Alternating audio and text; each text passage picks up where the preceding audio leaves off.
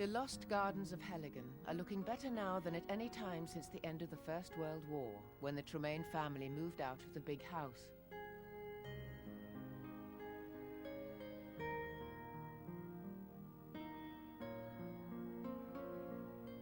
The walled kitchen gardens and the northern pleasure gardens are thriving.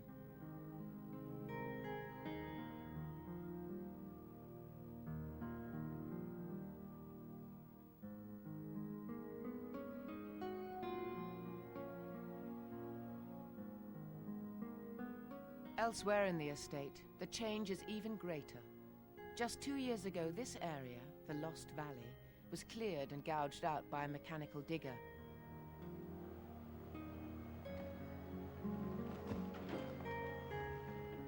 In just 6 weeks, 2 new lakes were formed. No one's happier with the results than John Nelson. I think the Lost Valley's worked out even better than I expected. We've been very lucky and the wildflowers have all shot up, which has really been amazing this spring. I think my favourite part of Heligan now is the Lost Valley. It's got that magicness of the British countryside, the wildlife, the wildflowers and everything that goes with it. I've really adopted this now to the degree that I've called it my domain. Nobody has a say down here whatsoever at all. I just control all that. Along with his business partner, Tim Smith, John Nelson is the nearest Heligan has to a squire. Between them, they employ 50 people.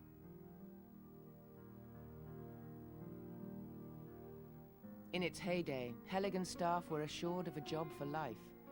Today, it's rather different.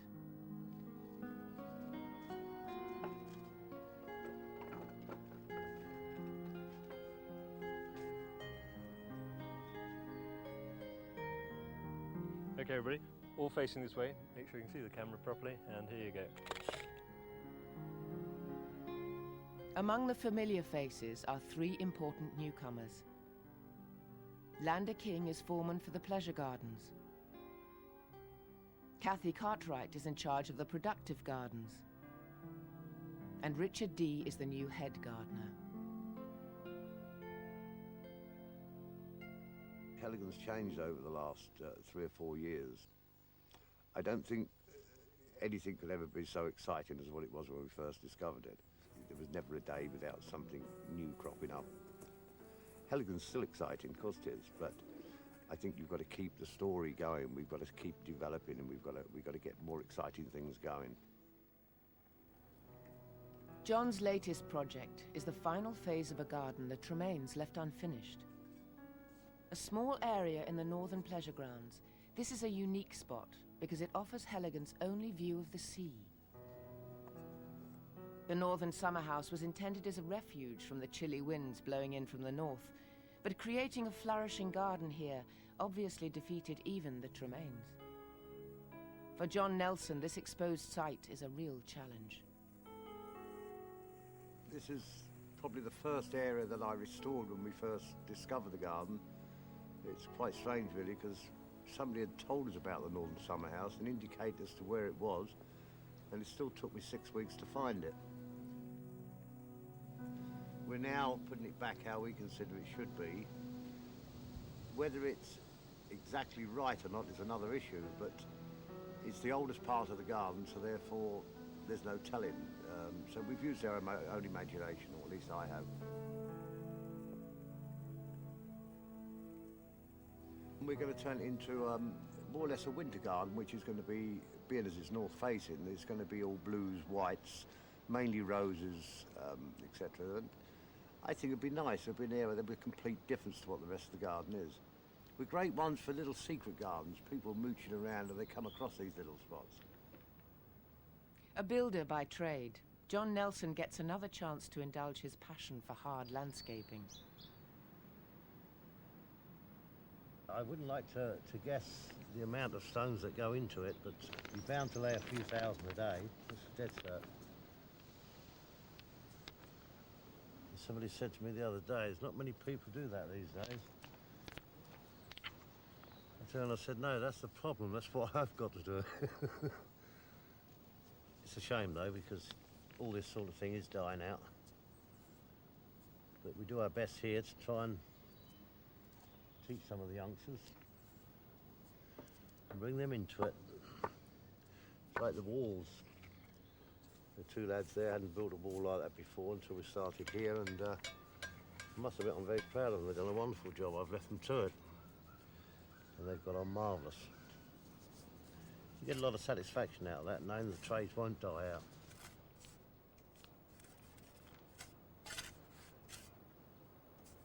I've been 3 days up to now, actual working days. I always reckoned there was a week's work here, and I shan't be far out. It's a job that you've got to keep at, otherwise it will soon get on top of you.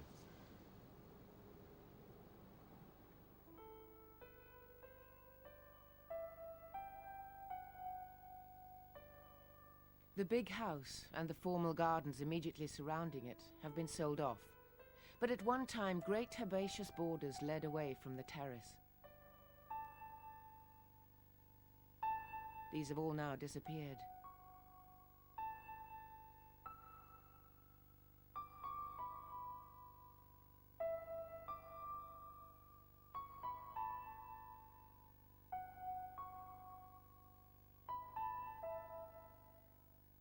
The new northern summerhouse garden is an attempt to provide a sense of that formality once again.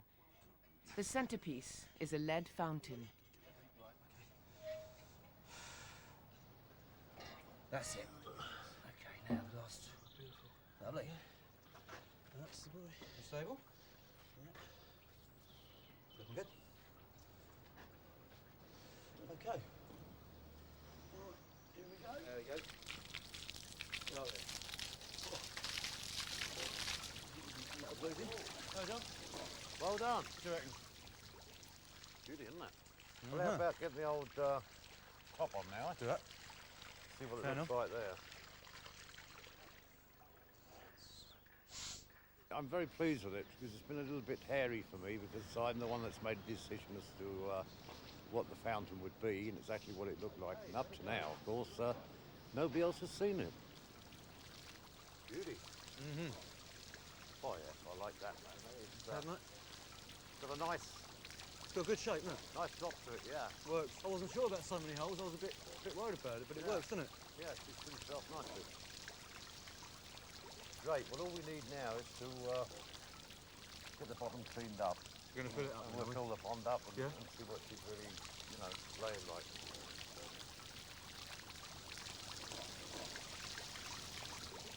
Well, it's nice to see this is the final clear up of the actual patio area.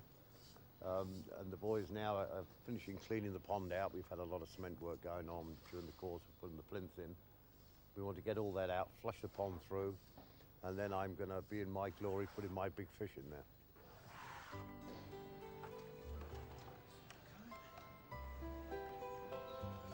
Turn it on. Turn it up. Good. Right. Sling it back.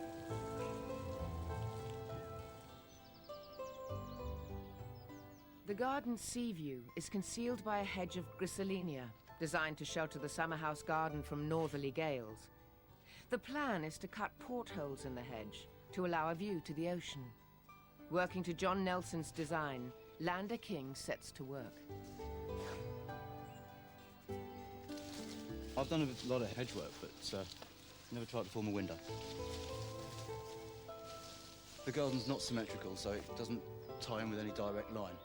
So we're putting the large central window to either side to balance up with the summerhouse arches that we've got at the back there.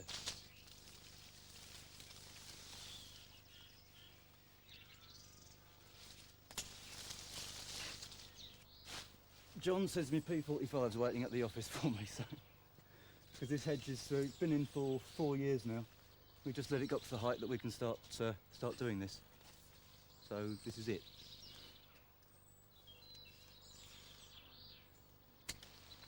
Oh, I'm clearing out the woodier stems, the ones that won't bend where I want them to.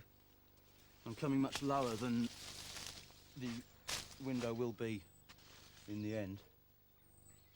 And I'll be taking the whippier shoots, laying them down, tying them down to form a ledge, a window ledge. Be careful, Simon. Be careful of the shoots. In the poultry yard, head gardener Richard D prepares to move the plants to their new home. In our usual way, we've tried to go for period correct plants, plants that have been here around the end of the last century. And we are actually having trouble sourcing some of them at the moment, and they won't be planted this spring, but we'll have sourced them and found them and planted them next winter. That's what we intend to do. The next load. You lift that last one up. Right, if you can take that trolley out and just drop the other one back in here, please. Yeah.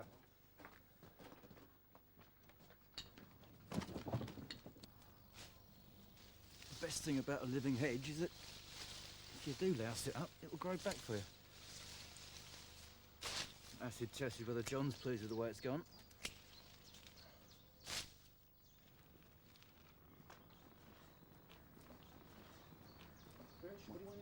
Right. That's the stuff for that bed over there. So if you can carry it over and put it on the slate there, and then take the trolley away and carry on with your other work, please. Okay? Thanks. Under pressure for instant effects, Richard added some fast-growing plants to the intended blue and white planting scheme. We thought with this garden to make it a cool, restful garden with the water and the stonework and everything. So we've gone for a basic blue and white colour scheme, but with some other odd splashes of colour at different times. It's going to be mainly an early and late garden, but we've also got to keep it looking good all the year round because we're open all the year round. There's no such thing as a time that we can say that a garden is not being used at a Heligan. Some of these plants here haven't been grown at Heligan for many years, and we don't know whether they'll grow as well as they used to. So it's just a matter of trial and error. A lot of our gardening here is trial and error still.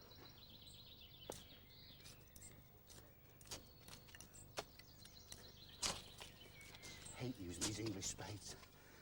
There's a shovel any day. You know, nobody brought me one up, did they? Now, if I hurt my back, it's because of using these uncivilized implements.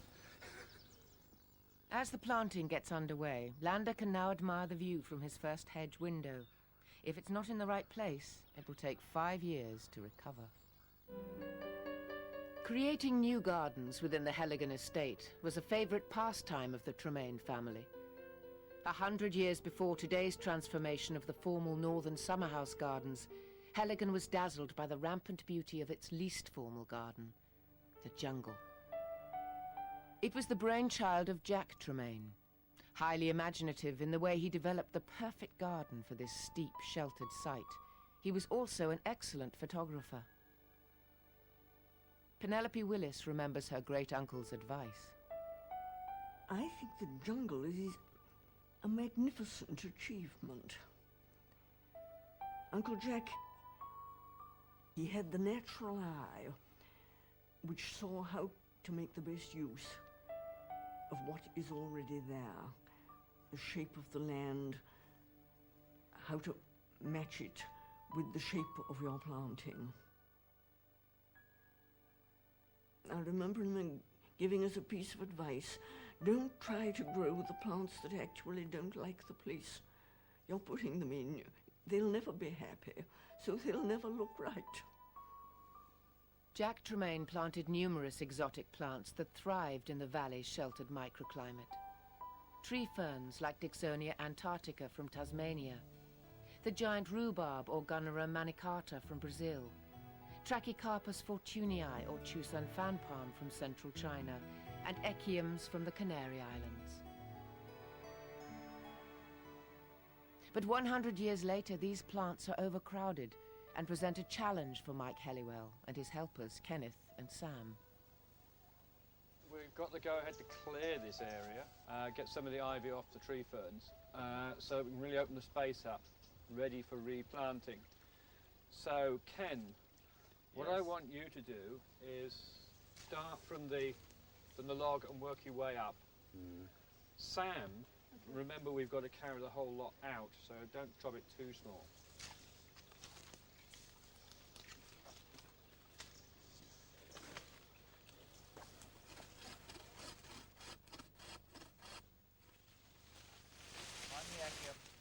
It's a beautiful garden to work in, and it's a beautiful garden to go around. The jungle, it is like a jungle if it is raining, or even if it's not. You get the feel of the jungle. You expect a tiger or a lion to come looking at you from the undergrowth. And when somebody comes around the corner and you're working, they're often surprised at where you are. Well, it's a bit scary when you stand back and look at a job and it's just knowing where to start, really. But I think the best thing to do is just like, dive in, get in the middle of it and just start, and it all kind of works itself out.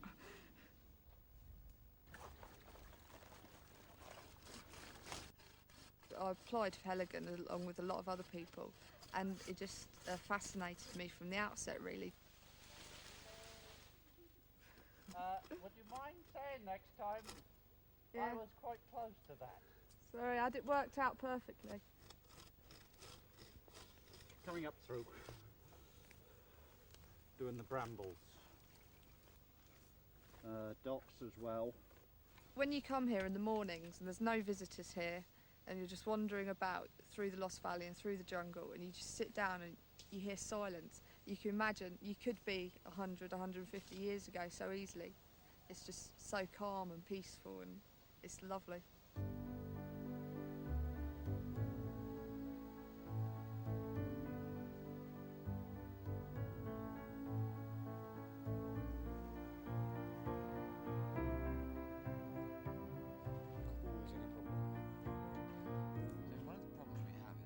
Dominic Cole, consultant landscape gardener, has prepared a new jungle planting plan.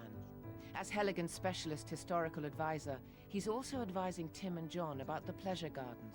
And, I don't know, I mean, are you confident that the palette we've got, which you've developed from... It's also time to review the progress of Heligan's new creation, the Northern Summerhouse Garden.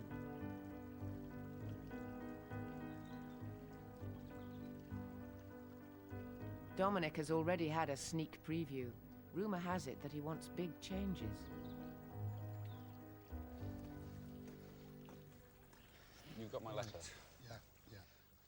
Because I think, I mean, although the garden it's filled out and so on, there are still bits and pieces that I'm not happy with.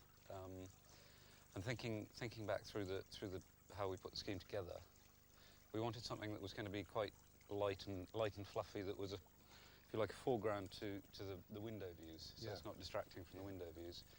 And the other two things are the colour scheme. The poppies have done well, but they grate because of the colour. I mean, to me, because I was hoping for a sort of blue, white, green type colours in here. You know, we've with those been through poppies, we found those pastel ones. Yeah. They sort of work. I think, you know, the whites and pales, but there's too many pinks in them. Exactly. You know, taking a look at the edgings, we've got the pinks are like along there, which are, you know, they're finally finally beginning to look well and starting to flower. So hopefully next year those will be doing what we want them to do, which is soften that stone edging. And I mean, I think that, you know, as we were saying before, some of these climbs are taking off really well, but others they're going to take time. But so maybe you do need the temporary bits and pieces. I mean, I think the mignonette worked. Mignonette worked. It's about the only thing that grew well. Yeah. For some reason, the slugs didn't like that. That's right. Richard hasn't been able to locate some of the plants Dominic specified, and a plague of slugs has compounded the problem. The overall blue and white scheme hasn't materialized. Try and get some stuff in early spring and then late autumn. Yeah. But Lander was totally unprepared for the reaction to his hedge windows. Just want to talk about the windows. So standing here with the fountain axial to the arch, and then when we talked about setting up the symmetry in the garden, the windows are a very important part of that. And at the moment they don't work at all. They're off centre to the actual central view coming out of the summer house. At the moment it's incredibly ragged. It's like broken teeth. Right. So that'll put the central window sort of right on the fountain. Yeah, I think if you take a line through from the arch straight through the fountain and straight through. But I mean, I'm asking for something quite devastating in terms of, you know, resetting that out. So that's going to take another another couple of years, isn't it, at least, I think, too. Yeah, so the best thing would probably be to leave the windows grow out. Well, I rather wondered than if cut 'em back. I wondered if there was, say, a compromise where we say took half that height down and let the other bits grow up, and then tried to recut them. So we need to get to a position where we've got back to a level hedge, even if it's a bit thin in places. So I don't think it has to happen right now. Well, by when? A level hedge by when? Well, I would have thought the sort of midsummer of next year. It's a bit unfortunate the decision's been made now when the holes were cut 4 months ago. So we're going to have to bring the top of the hedge down lower and let the windows grow out and fill. And when we've got an established height, then we can reposition where they need to go. Not a brilliant morning.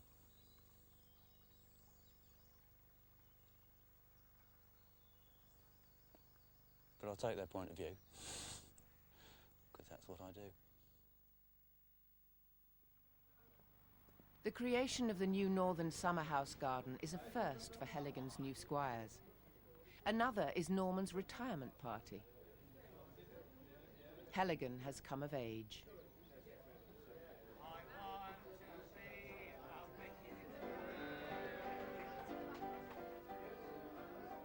Norman Miller was one of the Lost Garden's first recruits. He's worked at Heligan for 5 years, and everyone's turned up for his send-off.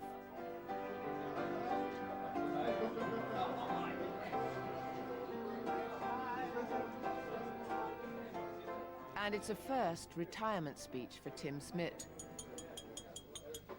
Let me tell you a bit about Norman. He joined us in, I think, the beginning of '93. He was a captain in the big push in our 5-year plan, which was supposed to be done in 10 months, and took over control of our famous best investment, the polytunnel in the flower garden. So without Norman, we wouldn't have the citrus house, the vinery, the peach house, and most of all, the pineapple pits.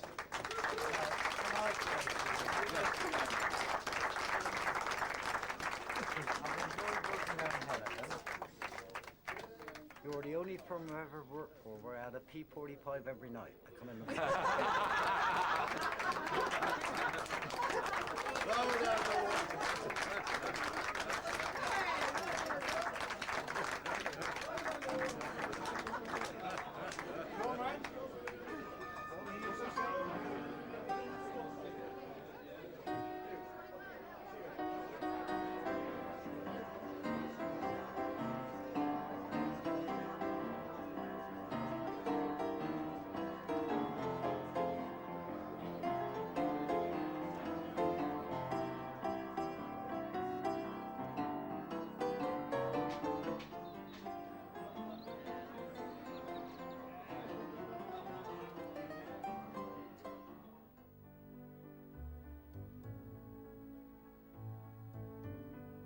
The gardens at Heligan were once the focal point for a whole community.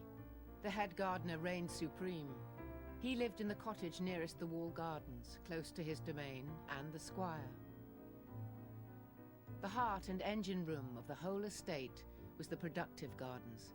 These 3 acres of walled gardens provided the entire Tremaine household of 70 with an astonishing variety of fruit and vegetables all through the year. When restoration work began, one of the first priorities was to breathe life into the vegetable gardens once again. But the 20th century team were very conscious of their lack of experience. The old gardeners passed on skills and wisdom by demonstration. Nobody wrote anything down. But young Cathy Cartwright yearned to spend time with her predecessors. We don't actually have all the experience of a Victorian gardener, and so it's quite difficult to understand how it was done and learn the best methods of doing things. And so it would be smashing to be able to go back and really see exactly how they did it, and to ask the gardeners then, you know, how they would grow a good row of parsnips, or how they got their sprouts to keep till after Christmas.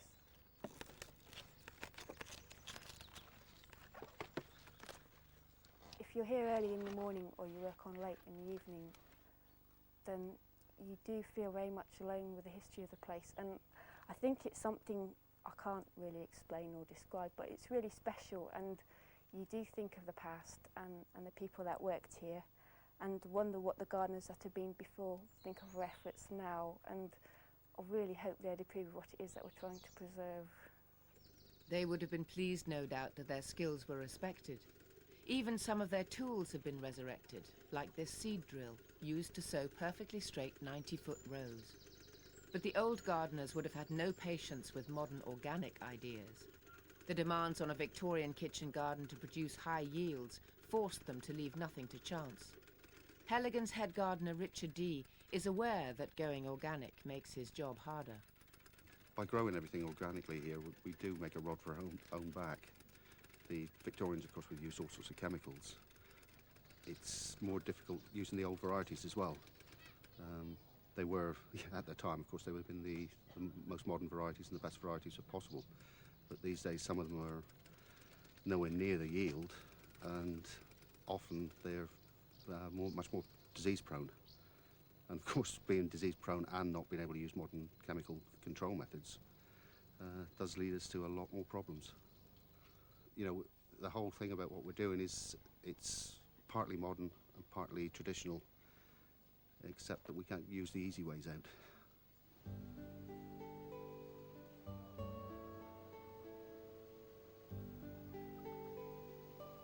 One of the wettest summers on record just added to their problems.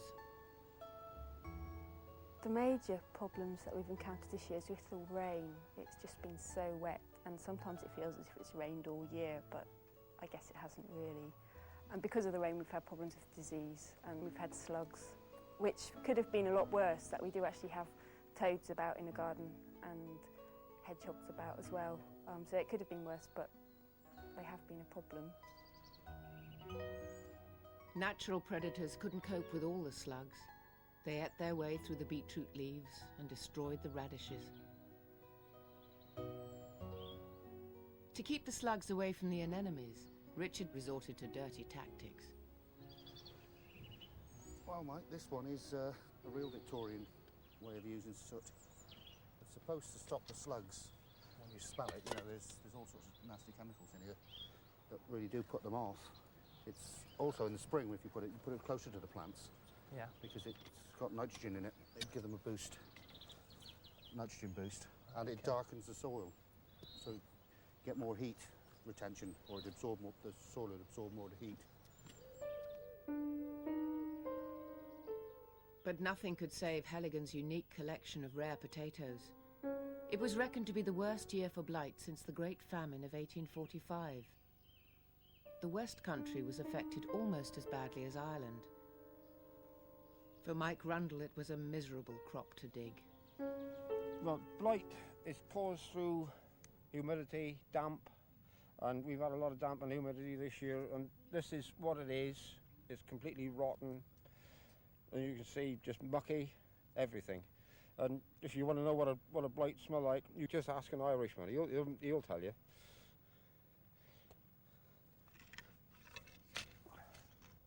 The soil will get infected, the seed will get infected.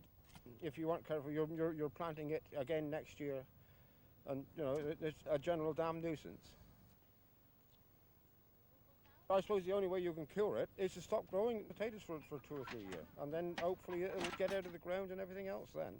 But then with us growing the older varieties, we want to keep them going to help to preserve them. You'll find it more so in a garden, especially a garden like this, where it's enclosed, and where you will out in the field, where the wind will sort of blow it away from you. Like us, we're on a 4-year rotation in 2 acres. The blight is always in here. And it's, well, nigh on impossible to get rid of it without using chemicals and such like.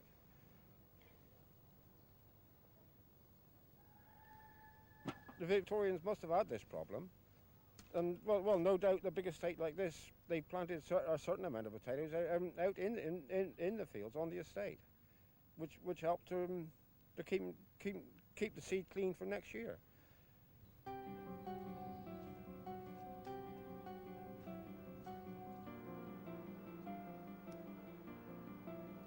Elsewhere in the vegetable garden there were triumphs. A magnificent artichoke crop restored Cathy's confidence, It was topped when she was formally appointed foreman of the productive gardens. One of my reasons for choosing a career in horticulture was so that I could work with plants without necessarily having to deal much with people. But as you become more qualified and more experienced, then working with people becomes almost as important as actually what you're growing. Jess, some of these artichokes are ready to cut. I think they are. So how do I know then? Well, they start off really tightly closed, and then they start to open up a bit, and you need to catch them just when they're... Well, that one's spot on. And that one's fine too. What about these brown bits then? Well, that's just rain damage. There's nothing we can do about that one, really. Okay. But these ones are a bit too tight yet. How about these ones here? Yeah, it's just going through them. That one's fine as well. That one's really good. They look like thistles. They're actually related to thistles. So how do you eat them then? I've never eaten one myself, so I don't really know. But they're supposed to be... They're quite an extravagant thing because they're here all year and then they just crop once and that's it. So this one's all right. Just chop it off, yeah? Yeah, that's fine. Okay, right, I'll do it then.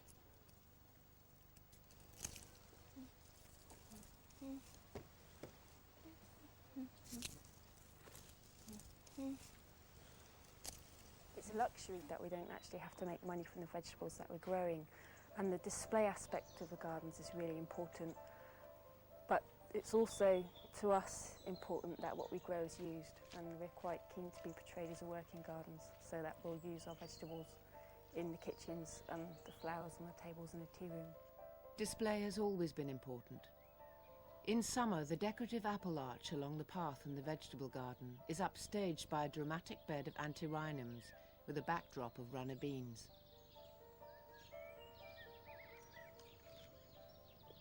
After the failure of the potatoes, Cathy was determined to succeed with the winter brassicas, cabbages and sprouts.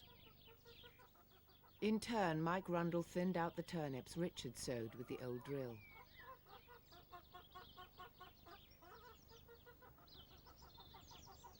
An aerial threat to Cathy's cabbages was being mounted from an unexpected quarter, the flower garden. Hi, Mike. Hi, Philip. You all right? Yeah, how's things going? Not too bad. Everything seems to be growing all right. We seem to have a nice, healthy collection of cabbage whites as well. Goodness, I haven't seen so many for a while. The interesting thing is coming down through the vegetable garden, how they're all flying up from here after having had a good feed to lay their eggs on the winter brassicas. And of course that's compounded by the fact that rabbit up there is causing havoc in them, so we've persuaded Richard to go and get the electric fence so we can put the electric fence down every night to keep the rabbit out. And of course, as we know, we only need the one in there. And since you guys don't seem to be kind enough to shoot it for me, we're just all heart, that's what it is. That same afternoon, the rabbit was spotted in the flower garden. Mike Friend was drafted in to help Richard complete his fortification of the brassicas. So, let's take that one out there a minute. It'd be a hell of a lot easier if we were able to shoot them like they used to. Because he's kept them out for the last couple of nights. Yeah. But having to do this every morning and every night is a real pain. It's a bit awkward, yeah. Do you want me to, I'll be all right with these now because I can lay them across the path. You zigzag that. It's a very simple circuit.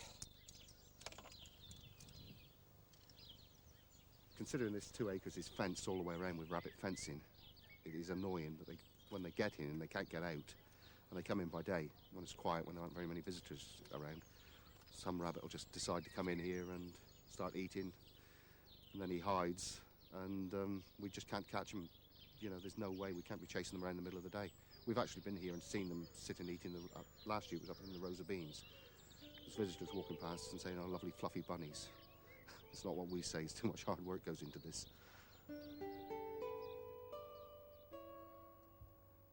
The old gardeners would have shared Richard's feelings about the rabbit, but they would not have shared his desire to turn aside from the use of chemicals to embrace modern organic husbandry. If the old guy from the photograph was to walk into here now, well, he'd probably tell me I should be down the road because there's too many pests and diseases showing. And he would have just turned around and gone to a chemist shop and found, well, lead arsenate is the classic one because we now realise how dangerous that is. There have been several other chemicals. So another beauty they would have poured on anything to kill pests would have been nicotine. That's a class 1 poison now. It would probably end up poisoning some of the staff. Of course, that didn't matter in those days. If you lost one, you got another one. And actually, especially in the glass houses where they sprayed some of the worst chemicals, a gardener was probably lucky to make 35, 40. The old brass sprayers were known as widowmakers. But in a time when miners didn't make 25, 30, it wasn't that much of a worry. It was an easy job in lots of respects compared with mining or fishing.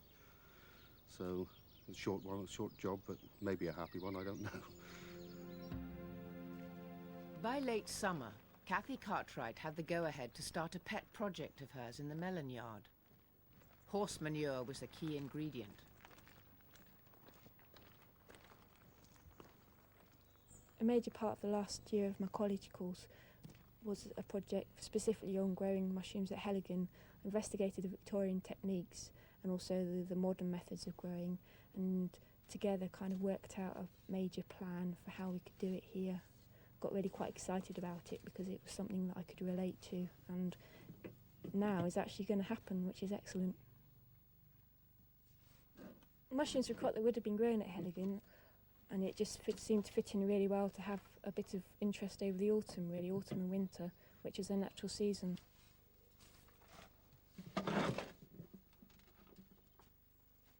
We're actually using the manure as a source of heat.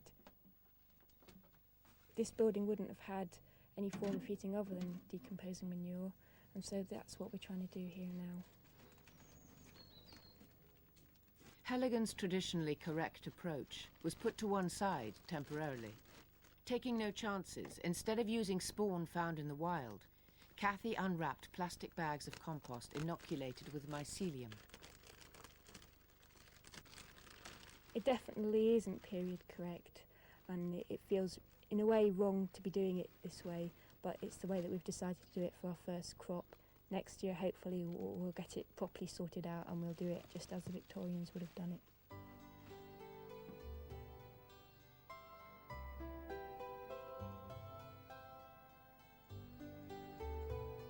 In the flower garden, bunches of cleomes were cut to be sold or for table decorations in the restaurant.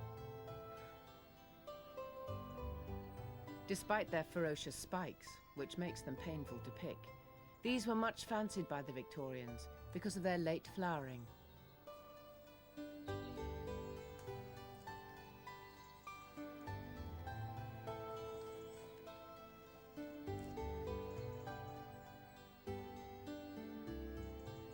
Heligan has become an important seed bank. Some of the old varieties grown here aren't available anywhere else. By early autumn, it was time for the last crop of beans to be picked. These are our climbing French beans, and we're actually saving them for seed. The Victorians would have saved them for seed as well and used them as dried beans. It's a problem at this time of the year that a lot of people really don't like seeing them in this state. I mean, they do look awful. And if people don't actually challenge us directly on it, then we get criticised indirectly as people walk up and down, and you can hear them saying what an awful shame it is that we don't pick our beans and what a waste. These beans are called lazy wife, and we think that they're called this because they actually drop their leaves early so you can see the pods, and it makes them easier for picking. Quite why the wife was supposed to pick the beans, I'm not quite sure. These are quite rare in that they're not commercially available anymore, so we won't be actually using these for cooking as such. We're just saving them to bulk up our supplies of seed for next year.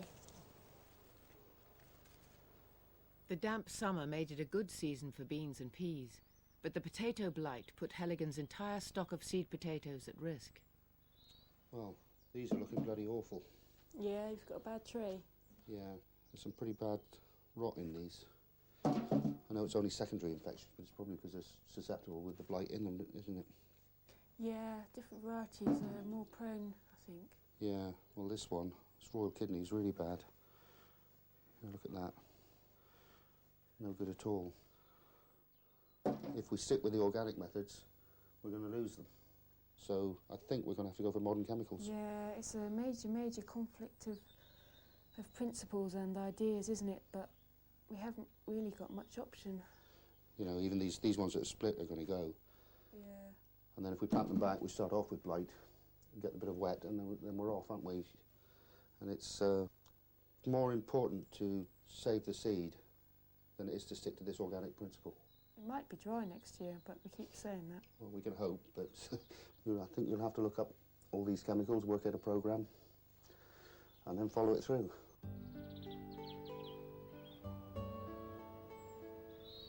The cabbages actually follow from the potatoes, and the potatoes were such a disaster. And Philip said to me, look, just make sure that you get one thing right, just get these cabbages looking all right, because during the winter, that's really all that there is to see in a vegetable garden. And we did, and I worried a lot about them, just so much about those brassicas, but in the end they've been fine.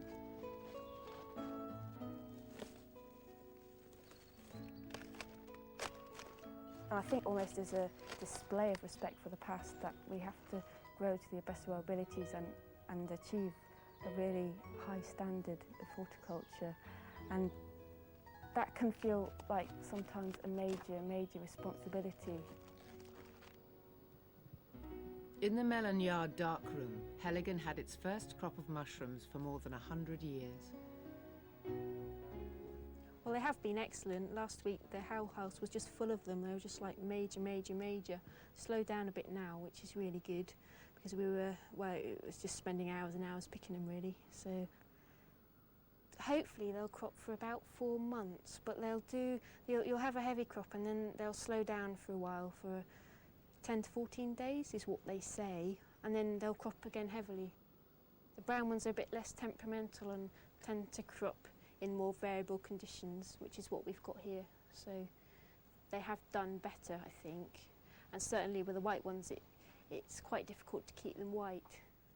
It's certainly been relatively straightforward doing it this way, and we've got a good crop fast, which is what we wanted to do. So next year we might try doing it strictly as the Victorians would have done it.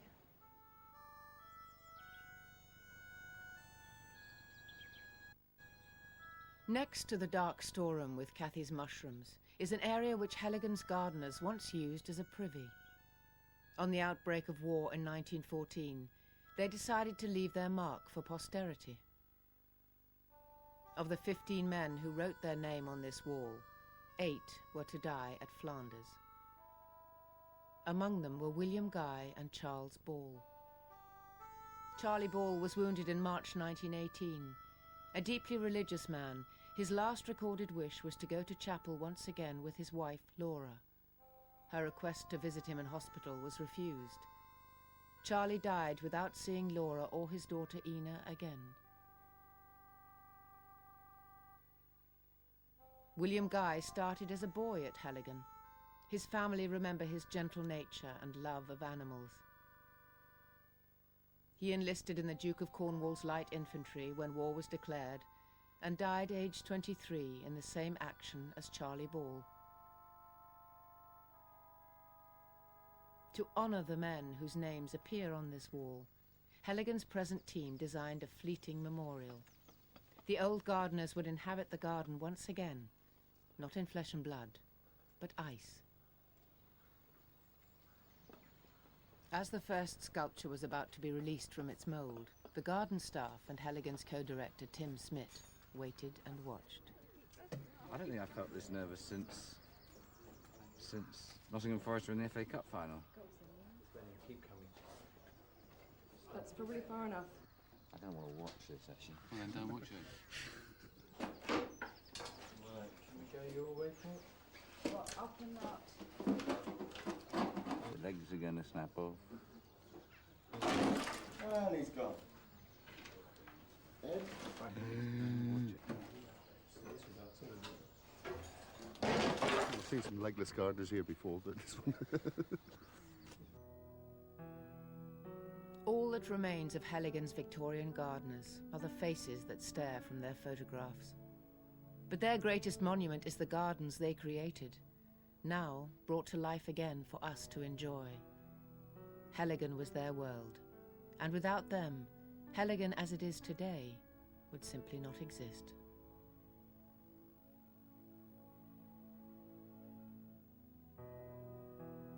One of the moving spirits behind Heligan's new existence, Tim Smith, sees this very clearly.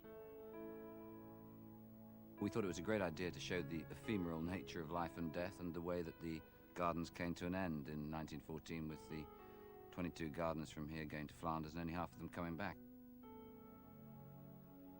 At the time of the Great War, every single one of them came from within a mile of here, and their world vision was focused here.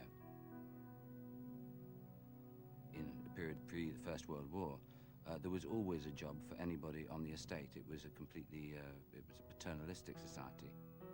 And I think it's a soft option to always pretend that the way they lived their lives was somehow some Elysian perfection. It was never like that. These guys were never free to go where they wanted. They couldn't afford to. The importance of these sculptures, I suppose in a symbolic sense, is the fact that the very inspiration behind restoring Heligan was to tell the story of ordinary men and women who made places like this great, and it's their story that has often been ignored.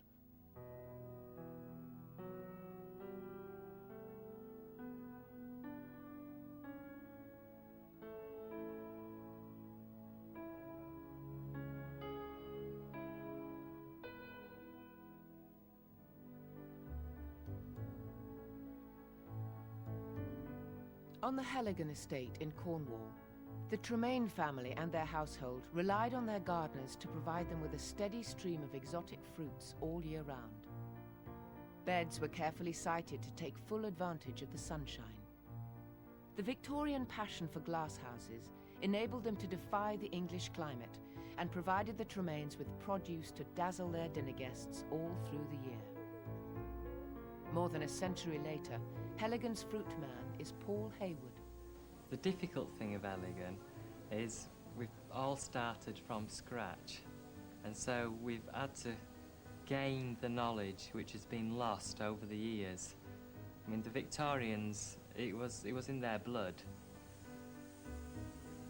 This was very much a real professional business, and personally, it would have been nice if I could have worked in that environment with people so knowledgeable and an environment where it had to be right. Many of the working buildings at Heligan were specifically designed for exotic fruit growing. Besides the melon house, there are pineapple pits, and the walls of the melon yard are cordoned with fruit trees.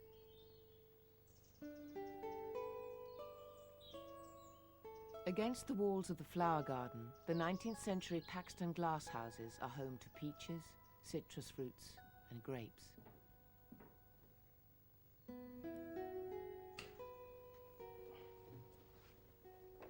We've been making the same mistakes that the Victorians would have made to start with, and gradually we're getting there and perfecting it. Some things like apples and pears will be a lot easier, of course, and the orchard would be relatively straightforward, but the fancy stone fruit work is quite a long-term commitment, and that's my main challenge.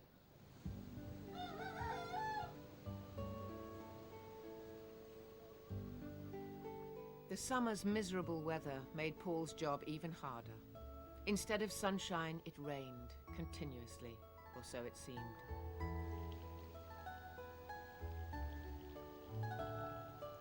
Week after week of low light levels made some jobs impossible.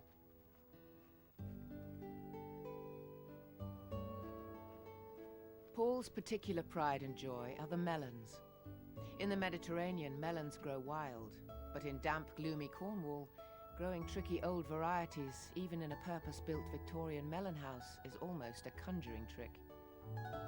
We've got two varieties of melons. One's Blenheim Orange.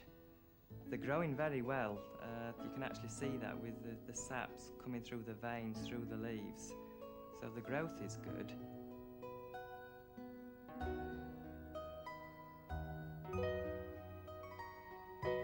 We've got lots of male flowers. I mean, you're talking 100 or so on each plant. I mean, the male flowers aren't a problem, but it's the females which produce the fruit.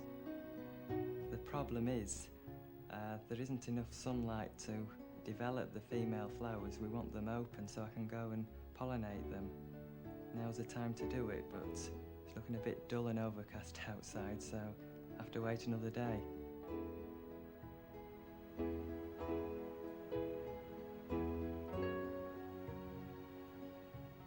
Even one day's sun was enough to bring out the female melon flowers.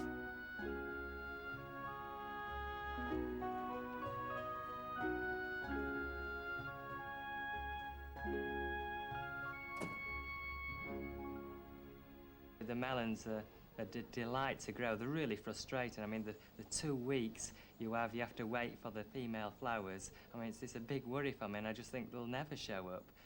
But when they do, it's a case of getting in there, pollinating them, and then you see the results. You know, that's so good. It's such an achievement. In just 3 weeks, the female flowers had swollen into sizable, if unripened, fruit.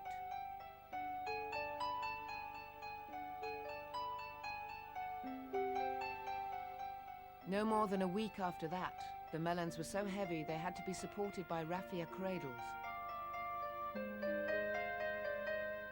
In the peach house, a last crop was picked for the table.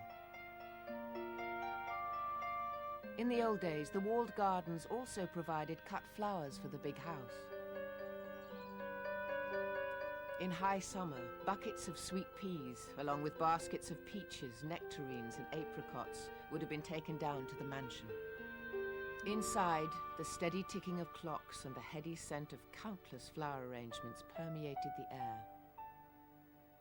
An inventory listed 71 vases in the flower room.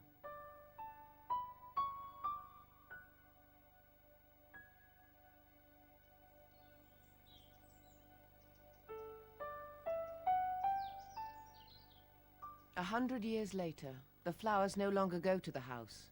They're now sold to help Heligan pay its way. In the past, flowers and pot plants from these glass houses meant the house was always full of colour, even in winter. But in the days before refrigerated transport, nothing would have impressed the Tremaines' guests more than mouth-watering pineapples grown in these pits. The discovery of pre-Victorian pineapple pits was one of the high points of Heligan's restoration. Their rebuilding was one of the first priorities. By 1993, the pits were ready for use. Tom Petherick, then head gardener, shovelled horse manure into dung pits. In the age before boilers, decomposing manure was the only way of generating enough heat to grow pineapples. But more than 150 years after the pits were first put to use, success was not guaranteed. By September 96, there were plenty of vigorous plants, but still no pineapples. Without any records to go on, even Heligan's horticultural advisor, Philip Macmillan Browse, was baffled. This is their 3rd year. We should really be expecting some flower buds this year, but they're not coming. With the heat we've got, hopefully we will get by next midsummer where we hope to be this midsummer. It's keeping it at a consistent temperature that's the difficulty. Tom Petherick left Heligan to fulfill his ambition to travel. When Richard Dee took over as head gardener, he was determined to make his mark with the pineapples. The first thing I thought of doing was reading up everything that I possibly could about the pineapples. Some research had been done, of course, and I was trying to find out what mistakes had been made. The thing that was missing was any sort of records of anything. We didn't know what had been happening in the last year or 2 years, so we couldn't really tell exactly where we were going wrong. It soon became clear too much heat was escaping. The plants needed a constant temperature to form fruit. But once the pits had been properly insulated, Richard set his heart on getting Heligan's 4th season of pineapples to produce a crop. Well, I didn't realise that these things were so evil, very sharp. Every one of these spines is like a razor. And it's not so much fun growing pineapples when they're like this. I thought they're much easier out of the tin than this lot. They don't scratch you, you don't get bitten. But we're just trying to clean off all the damaged leaves. It makes them look tidier. And with the winter coming on, it's less dead tissue there to start rotting and bringing disease in, because I don't know how much these will rot and how susceptible they are to things like botrytis and other moulds. Right, I think that's about finished. I'll put it back in place. Once the pineapples had been prepared for winter, they were placed in a growing frame between two dung pits. Apart from the heat generated by the manure, the Victorians also used a layer of tan bark to keep the roots warm. As this was no longer available, Richard hoped wood and leaf chips would have the same effect.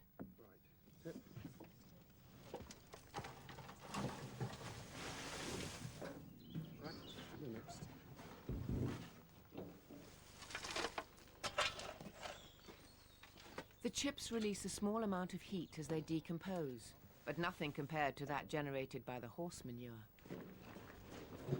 We found that the dung was a very efficient way of heating. Back in January in 1997, we had a period of cold weather, and on several nights the temperature dropped to around -5 degrees Celsius. And in the actual growing pits amongst the pineapples, the temperature remained at about 9 degrees Celsius. That's a 14-degree lift, which is quite a substantial lift in bad conditions and with such an old-fashioned structure. At first, we were changing the dung at roughly 6 to 8 week intervals. We've now changed it. We only change about once every 12 weeks. The problem with it is the amount of dung you can get these days.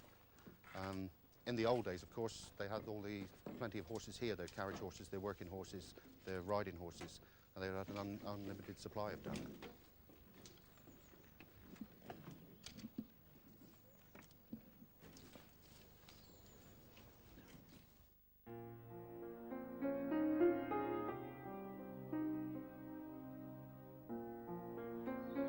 Temperature control has always been vital. In the old days, a garden boy slept above the storeroom so he could keep an eye on the pineapple pits.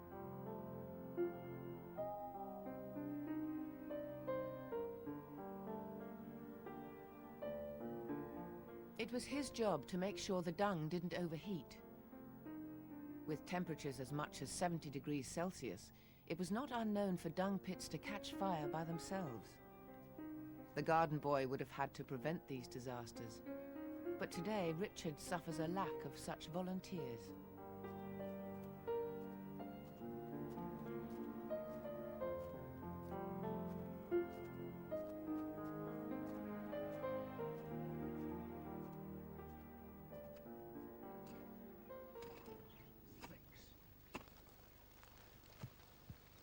Down in the jungle, Kenneth is digging out a solution to another of the garden's problems.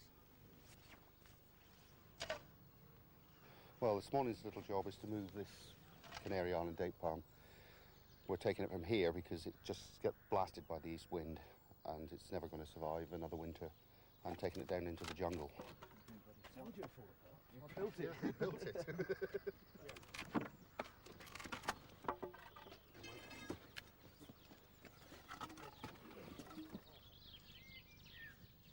I'm quite pleased with how the apple arches are progressing. I think they're looking quite coming good. on, yeah. Meanwhile, Paul Haywood has invited Harry Baker, one of the country's leading fruit experts, to give him advice about Heligan's fruit. Harry's knowledge makes him the nearest Paul can get to a Victorian head gardener. About end of August as well. Well, you did a sort of long lap. They begin with the ornamental apple arch, which is being trained to become a single tree. Ah, see, you've got some secondary growth here, Paul. Yeah, there's a little bit. Well, as you know, secondary growth, this immature wood here, yellow leaves, is a result of summer pruning too early or due to mild wet weather after pruning. Now, it's susceptible to winter damage, so it's got to be removed. Yeah. But don't be tempted to remove it too early, because if you cut it again, you might get more secondary growth. So wait till the end of the month when it's getting cold. That's it. Keep going. Mind yourselves for the leaves. Right, we'll do it again now and get it right. We took the risk with this date palm because it's a very expensive plant. It was £1,200 worth in the first place. But on the whole, palms are very easy to transplant. It's just that they're heavy, very heavy, And the date palm there has got some nasty spines on the ribs of the leaves. Got it? Coming underneath, Mike.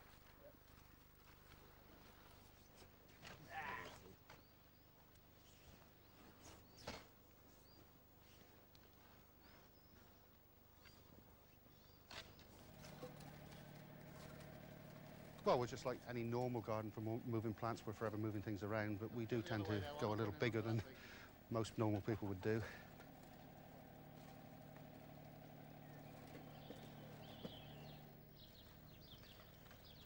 Ah, the fig.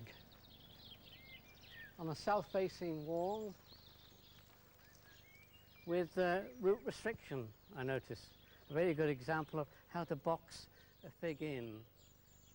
If it's not root restricted, as you know, it becomes too vigorous and unfruitful.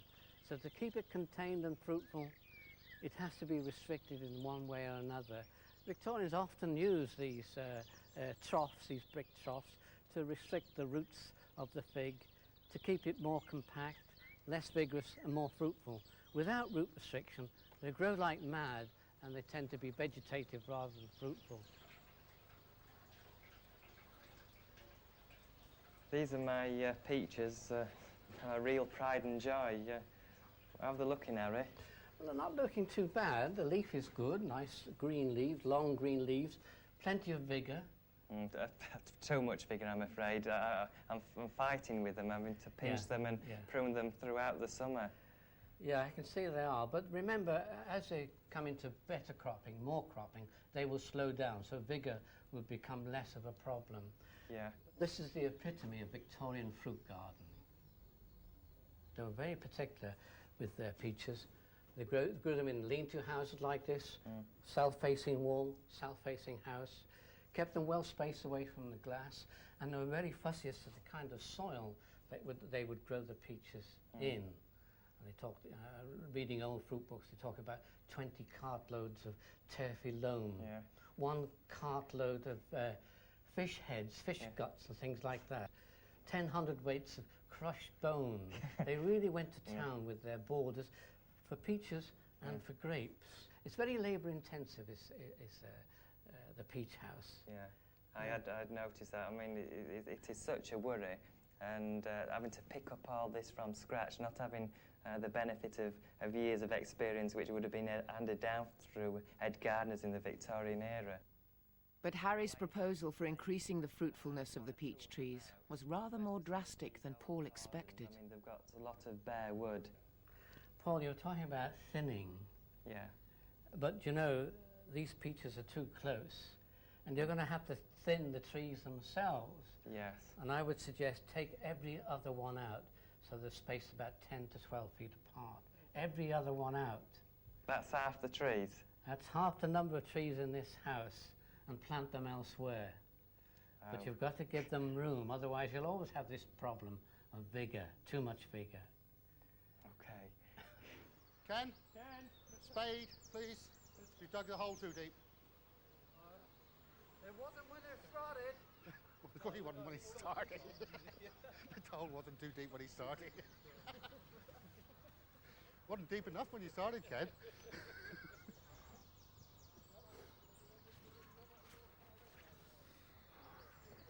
Okay. We've got high hopes for it. If it gets through and starts growing next spring, I think we'll be okay with it. But it could be dead by next spring. It all depends on the winter we get. If it's a wet, cold winter, we could have problems. Pull the top around. You want it top right up? Top up. Bring the top this way, uphill. Hard around. Right, well. Steady. Now, let go of the top. Get everybody clear of the top. Come on, roll. Here we go. There she goes. Look at that top plant today.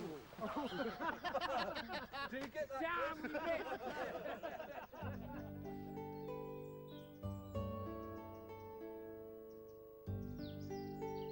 I've been here every day for the last 5 months, and now I think I've got something special. Look at that. Nicely attached. Okay, just cut that. Look, that's come away lovely. Nice colour there. That's great. Just smell. Oh, that's great.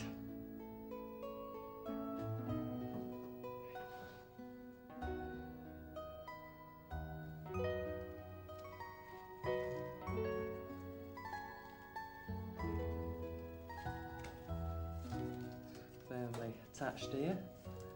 No danger of it dropping. Okay, look at that. This one's come away from the stem, so that's perfectly ready for cutting. It's a good job I had these raffia cradles, otherwise it'd have gone. Look at that. Oh, that's a good size. Nice colour. Yeah, that's good. That should be ready in a couple of days if I keep it somewhere cool and shady. I don't think that's too ripe. No, that's okay.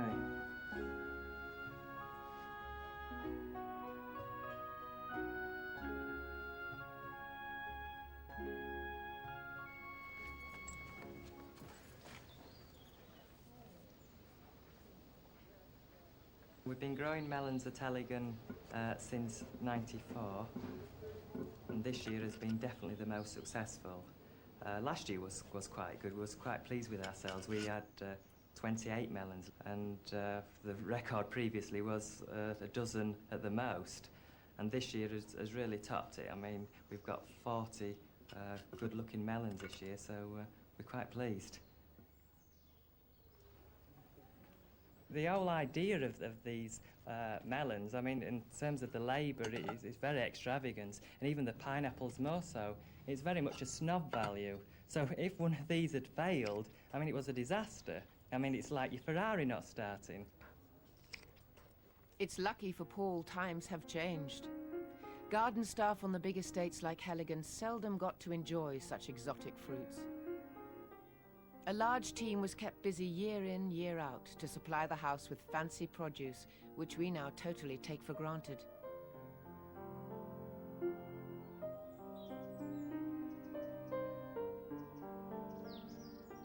Without the benefit of such a large team, and certainly no round-the-clock garden lad, Richard's problems with the pineapple pits seemed insurmountable. He endured the added disadvantage of a cold, wet winter, but managed to keep the temperature high and constant. Eventually, his determination and good husbandry began to pay off. Right, we'll have this one off. Hang on, wait there. Ready? Ready? There. Right, up.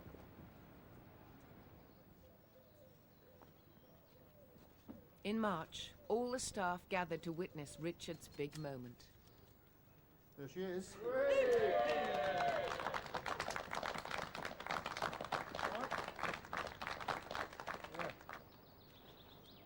It's been very satisfying to be the first guy to grow pineapples in this pit for at least this century and under this method. This pit hasn't been modified. Most of the older ones had hot water heating or even steam heating put into them. This one was exactly in the original condition when we found it. So we don't know when it was last used, but it's at least the turn of the century. £1.5. Yes, yeah. Yes. Head down here. After waiting for 4 years, Tim Smith wasted no time with the bubbly. I think, Richard, you should have the first one since you grew the darn thing. Thank you.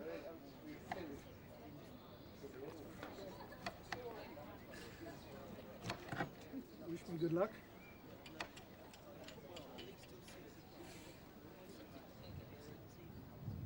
That's excellent. Tastes actually a pineapple. Right. They're probably more expensive to grow today than they were in the old days. John has done a costing on the first pineapples, and he reckons they will cost us somewhere between £600 and £1,000 a piece. You can pick them up for 99p at your local superstore. I think we should drink a toast to the smooth cayenne and the Jamaica Queen. Smooth cayenne and Jamaica Queen. Have another one. Yeah, a couple of bottles ready.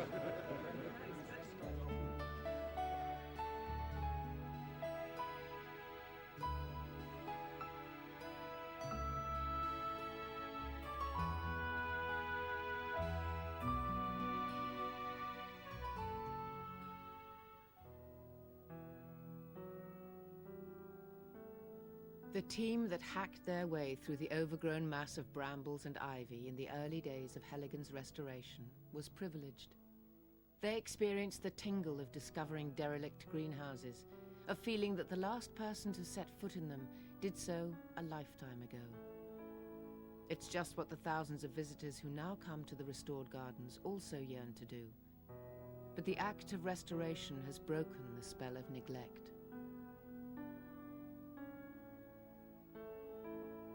This, in fact, is a replica of romantic dereliction. It was built for the Heligan stand at the Hampton Court Flower Show.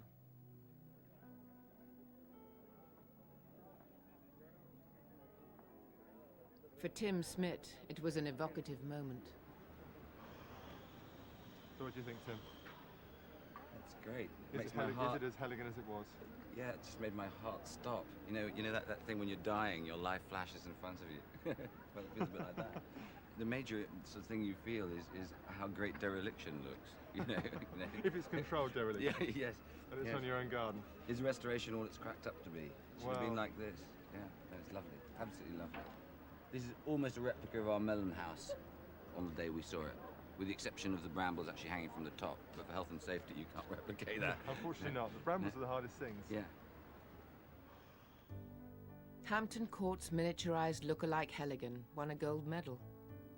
The legend of transforming a dream into reality continues to enchant gardeners and non-gardeners alike. But the packaging of the Heligan dream, even here in Cornwall, risks losing the romance of the past. Heligan has been transformed from overgrown wilderness to horticultural showpiece. Its most ambitious makeover has proved a triumphant success. Just over the wall from the flower garden, Mrs. Tremaine's celebrated sundial garden looks better than it has for a century.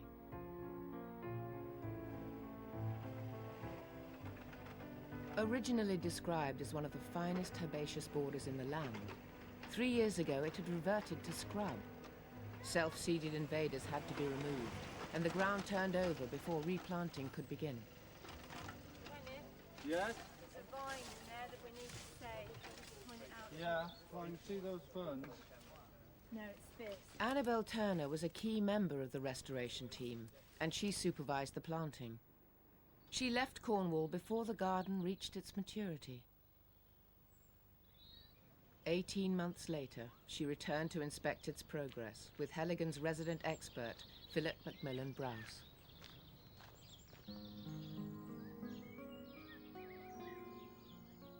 Unbelievable, it's absolutely enormous. What on earth's happened? Oh, it looks fantastic. Grown really well, hasn't it, this year? Incredible. Really absolutely filled in. incredible. And her old friend on the wall there, Stauntonia. And Kenneth nearly cut it off, didn't he? I remember charging across and saying, stop it, don't cut anything else back. We were rushing to save this poor original plant. Because it was all those willows and things in Yes, front of it. that's right. I mean, how old must this be now? 120. Got to be 1880. I shouldn't think it was when it was introduced by George Staunton, so it'd be earlier than that. Yes. Could have been introduced, but... Oh, it's lovely. Yeah. Lovely. Is it flowered? No, not yet. Not yet. It's too vigorous at the moment. Yes, it needs to calm down a bit, Yeah. doesn't it?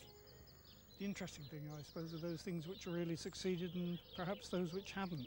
Well, what was supposed to be in there? Well, that's Romnea, big batch of it, and of course it should have made a complete colony, but I guess because it's a plant from really hard, dry lands in California, and we've had 2 wet summers, we just haven't done well. What so have you done wrong, Philip, honestly? we lost that one.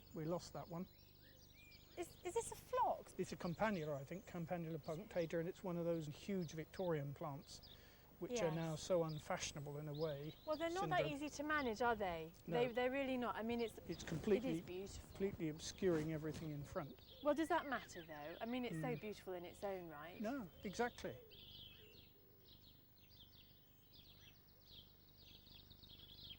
Here we are. Look at this euphorbia. It's incredible. That lime green just sort of hits you on the back of the eye, doesn't it? As I remember, that's Euphorbia wallichii. But look at the colour of that. It is lovely. I mean, it's a really nice, soft shape as well, isn't it? Against the sort of really spiky acanthus. These climbers, they're just going mad, aren't they? Yeah, jasmine's done brilliantly. Yeah. Bits of Alstroemeria surviving, Yeah. big 2 hybrids. Now That's what's a bit this? of period incorrectness, isn't it? Did you do that? No, I didn't. And who's stuck osteospermums in my period correct border? I'm very cross about that. That's dreadful. I can't believe they got that one past you, Philip. I mean, the border works as a whole beautifully, these great blocks of colour. It's a fantastic show as you come round the corner. But I mean, people must be so interested to know what that phlox is or what that euphorbia is. It's a shame they can't walk through. I mean, I thought that was the whole point, really. Oh yes, I think the main problem at the moment is we're a bit cherry about the grass. You remember we sowed this with was very simple Victorian mixture. But I think the truth of the matter is that we're worried that if we let the public in on it, it'll just wear too quickly. It's just not hard wearing enough. It's quite a fine grass, isn't it? So I think that we're seriously thinking now about not ripping this up so much. Don't say tarmac. Just don't say it. I couldn't bear it. No, just sow it down probably with a modern, hard-wearing hybrid, which I know is not Victorian. But at the end The Sundial Garden was one of the last big restoration projects within the gardens. The team then turned their attention beyond, to the Lost Valley. There, the re-excavation of ancient mill ponds turned it into a magnet for wildlife. It also attracted some newcomers with new dreams, among them Mally Francis. Well, we've been coming to Cornwall for about 10 years, and at the end of every holiday, we used to drag ourselves back to the Midlands, thinking, wouldn't it be wonderful to live in Cornwall? And then about 3 summers ago, we came round Heligan for the first time. My interest is botanical illustration, and my husband's is photography. And we thought, what a blissful place to be, with all the flowers and the beautiful countryside and the gardens nearby. And as we walked out from the jungle, we saw a very battered for sale sign hanging over a wall. And 2 summers ago we came back and we came round the gardens again, and the house was still for sale. We went home, and on the following Monday my husband was made redundant. So I said, well, I know what we'll do. We'll buy that house at Heligan. We'll come down, I'll paint, you can take photos, and we may not be rich, but we'll be happy. We arrived here only about 18 months ago, just in time to see the Lost Valley opened for the first time. And the first time I saw it, it was a sea of mud. It was amazing how within a few months the plants began to grow and the wildflowers began to come back into the Lost Valley. It's remarkable to see how many wildflowers are now growing. So I go down on a regular basis to see what's coming and what's growing so that I can paint it before it dies.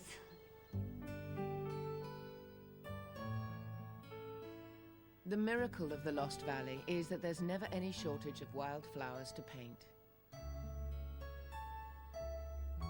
But 2 years ago, the decision to take a chainsaw to the self-seeded trees seemed pretty drastic. However, John Nelson insisted that only serious felling would bring in enough light to rejuvenate the valley floor. Time has proved him right. For student James Tancock, there's now a wealth of specimens for his environmental survey. The basic idea of the survey is to get some idea of what we've actually got growing here after we've reclaimed the land, really. I've been doing it once or twice a month for the last 4 or 5 months, just keeping an eye on what we got, seeing the changes during the season. Most of the land in the water meadow is actually made up land from the lakes that we cleared out. And the amount of seed that's in there as a seed bank is just amazing. Every time you turn around, there's something new coming up, and we haven't seeded much of the area, if anything. But the stuff that's coming up from the disturbance of the ground is just superb. Because of the changes of management of woodlands, farmland, and gardens in the last century or so, maybe we've got some of the old varieties, the old species of plants that are rare now and are becoming even rarer, and they could well just appear in the meadow overnight. Who knows?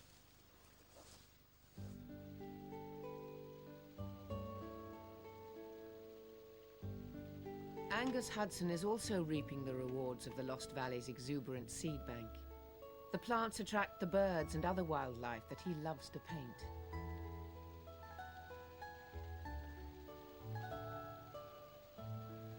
But the man who masterminded the clearance of the Lost Valley is now seeking a new challenge. John has had a tip-off that a project big enough to interest Heligan is waiting for him in a school near Truro. It all started off with a visit down to Timecoded when we was looking for slate in the very early days of Heligan. For John Nelson, a builder's dream, yet another derelict greenhouse. A danger to the children at the school, it was urgently in need of a new home. This is it. But could it survive a move? Beautiful greenhouse, wasn't it? Now, we're hoping Monday morning all the team will be here. Yeah. The first thing, obviously, what they've got to do really is to take all the glass out. I would imagine most of it is the original glass, so it's well worth rescuing what we can out of it. Yeah. And then it's basically up to Monty. Monty's the man that's going to have all the problems, and I think he's already seen a few. I think it's another Heligan challenge, John, I think to be so. quite honest, but well worth doing.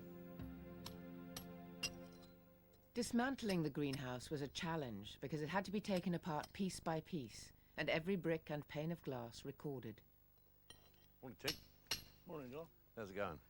Pretty good, yeah. They're coming off quite easy. Good. Well, it is the old lime mortar, isn't it? Mm. I was a bit worried then when I was coming down there. Yeah, although it's breaking up all right, so you're not going to have a lot of problem. Just that little bit harder when you get that old silver sand, you know? But you'll get it off all right. Good.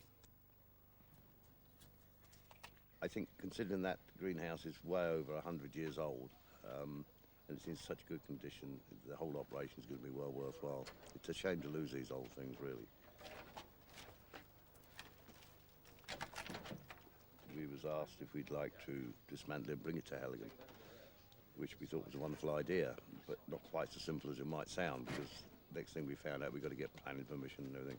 It was taking us 18 months all in to get that all into place, and now we're ready to bring it back. It's going to fit into the garden lovely. I know that at least it is the right period, and we're doing something about saving it. I think that's really what it's all about.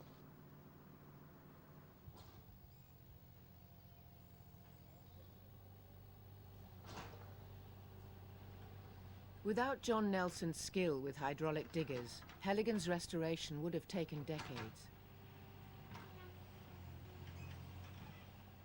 Rebuilding the Timecoded greenhouse allowed him to indulge his passion for machinery once again.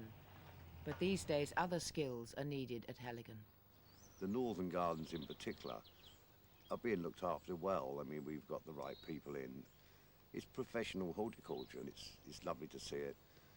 But it does take it away from what we've done at the beginning. It was all great fun discovering, putting it back. Now we've put it back. We need the professional people to grow everything and tell the story. That's where this Lost Valley comes in, that getting away from that. This is something that's real, and it's what I enjoy. Inspired by his initial success in the Lost Valley, John has become fascinated with the idea of restoring the entire Heligan estate and revisiting the former way of life.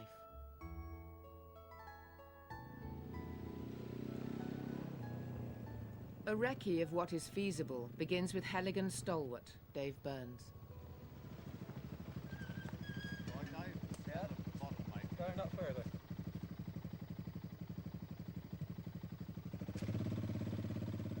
The next move up, further up the valley now, that's going to be a lot of fun. We've done an awful lot of homework, and we discovered there's the old watercress beds and the reed beds. It's going to be lovely to put that back.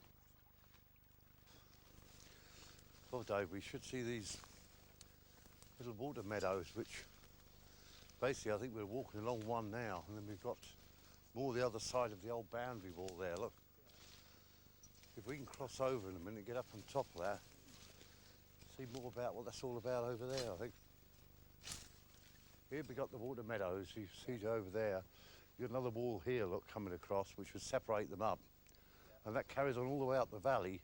Yeah. None of these trees, of course, would be here, so would have all been cleared. It's hard to picture it, but you can tell these walls all were self-set in here. hundreds of years old before any trees or anything was here. Of course, you know, when we done the archaeological survey of the lower valley, I mean, that uncovered the fact that this was all medieval. I mean, if the lower part was, this obviously was as well. So it's going to justify putting these watercress beds back and the reed beds and everything else. Yeah. I mean, the walls are telling us that the whole story is carrying on all the way through the valley. I think it's important that we really get it all back there, you know. Yes, we got through here, David. This is the life. Back to doing what we really enjoy doing, eh?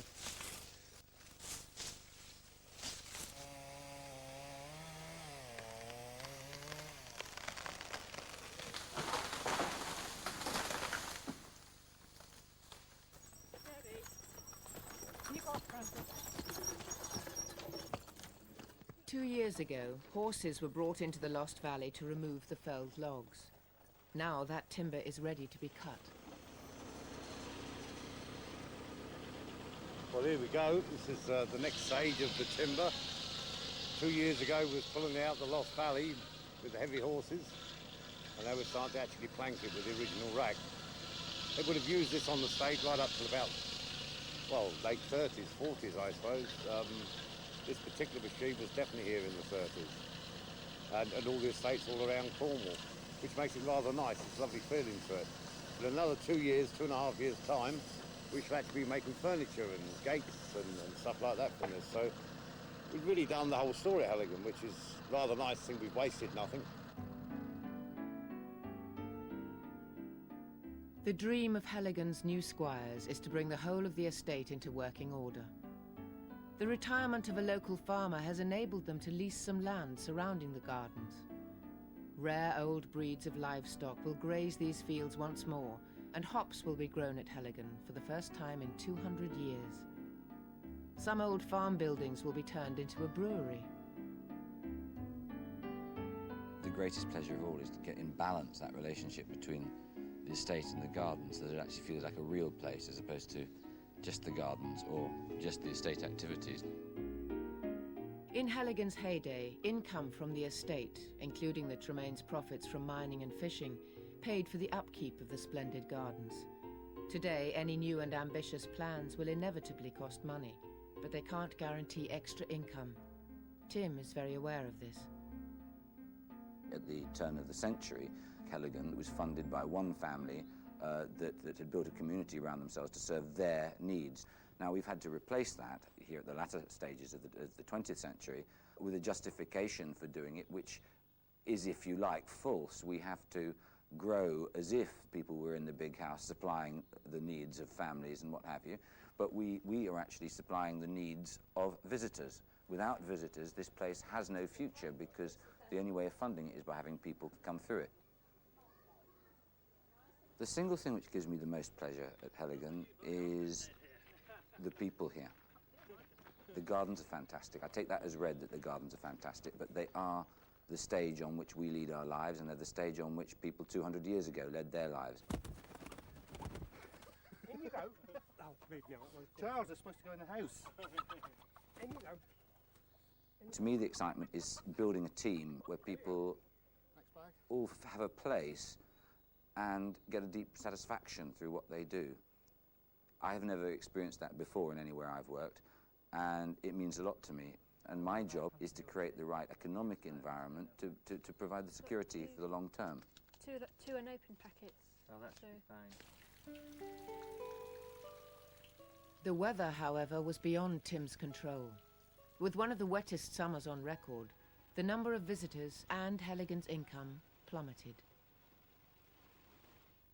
By August, there was no choice but to lay off 10 of Heligan's workers, including some of the garden staff. Fortunately, the greenhouse project was already well underway before the axe fell on spending, to John's delight and that of joiner Tony Montague.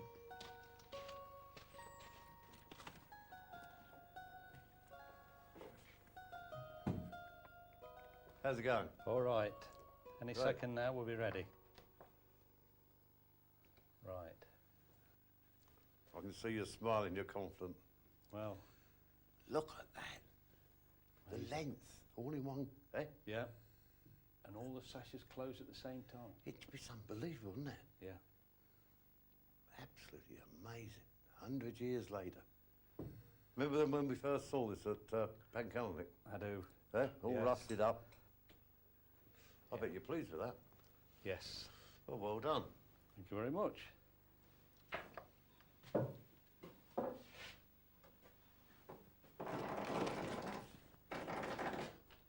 This is even more fun, Mom.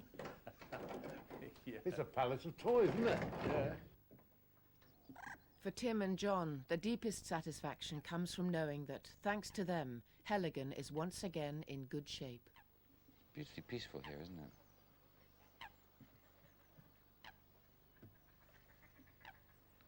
Admit it, you wouldn't believe, would you, that this was done just a year ago?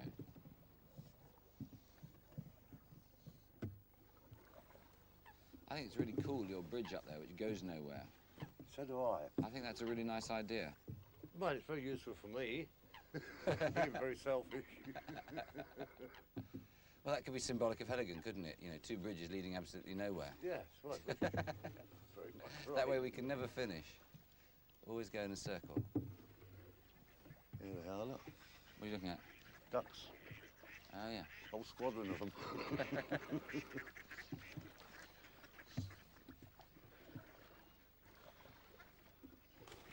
Hello, boys.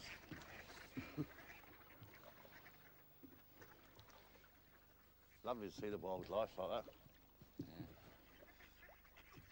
If ever there was a sort of vote with your feet or wings that the place is okay to come and live, that's it. Look at them. Look at them over there. Lots of ducks. It's true what they say, isn't it? Ponds, duck, car park. Could have done without the restoration. The Tremaine family looked after Heligan for over 300 years, until the last squire, Jack Tremaine, left soon after the First World War. It was the end of an era, as his great niece, Penelope Willis, remembers. I used to look at it and think it's been conjured up by somebody rubbing Aladdin's lamp, this place. It's a complete dream. But the same thing always happens, doesn't it, with fairy stories? They disappear again. And in the course of the next 5 or 6 years, 10 years perhaps, it did disappear again. Now the lamp's been rubbed a second time, and here it is back. How long will this time last? A long time, we hope.